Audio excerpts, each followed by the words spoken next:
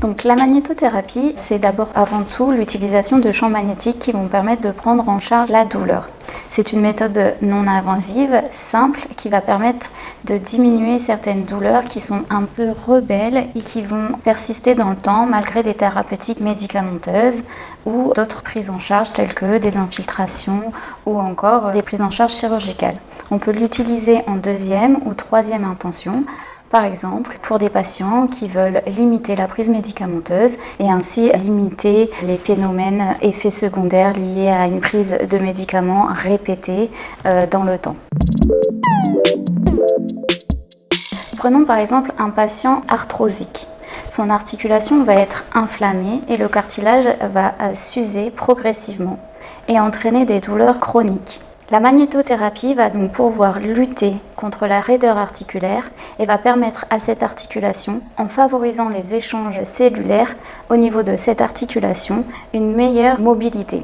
Elle va donc augmenter la mobilité articulaire, améliorer la stabilité de l'articulation, nous permettant ainsi un travail avec de la rééducation pour renforcer et travailler la proprioception d'une articulation, par exemple celle du genou. Et aussi, la magnétothérapie joue un rôle essentiel dans les échanges cellulaires, l'augmentation de la circulation sanguine articulaire, permettre une meilleure vascularisation des tissus, le tout permettant de soulager les patients et de diminuer leur douleur au quotidien.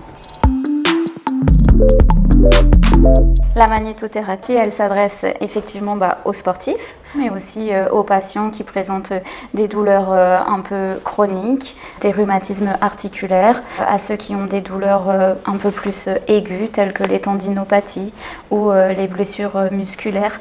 Elle permet également de traiter les pathologies telles que les troubles circulatoires, les pathologies neurologiques, mais également les céphalées, les fibromyalgies et encore les pathologies type algodystrophie. Certaines études aussi s'intéressent à la magnétothérapie dans les troubles du sommeil. Ce qui est important de savoir avec la magnétothérapie, c'est qu'elles utilisent les champs magnétiques et elles ont un effet antalgique rapide si le protocole est réalisé correctement dans les rhumatismes articulaires et les pathologies rhumatologiques. Comment la magnétothérapie va-t-elle être efficace? Grâce aux champs magnétiques, elle va pénétrer dans les tissus de manière physiologique et avoir une action dans la régénération cellulaire et dans l'augmentation des échanges cellulaires et agir sur les récepteurs de la douleur. La magnétothérapie se démocratise de jour en jour, notamment dans les centres antidouleurs, afin de promouvoir une prise en charge beaucoup plus naturelle de certains patients qui présentent des douleurs chroniques.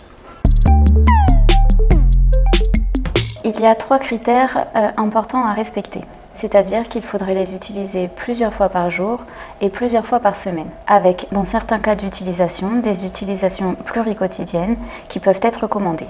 Deuxièmement, il faut bien respecter les programmes d'utilisation avec le respect de la puissance et de la fréquence qui sont prédéfinis selon chaque pathologie. Il faut donc utiliser le programme prédéfini pour la pathologie concernée. Et pour finir, je vous recommande de vous hydrater correctement avant et après les séances de magnétothérapie afin de faciliter les échanges cellulaires pour limiter l'apparition de courbatures. De manière générale, je vous recommande également de bien vous hydrater, au minimum 1,5 litre d'eau par jour. Dans tous les cas, la magnétothérapie est un nouvel outil qui commence à se démocratiser tout doucement dans la vie de tous les jours pour améliorer la qualité de vie et diminuer les douleurs au quotidien.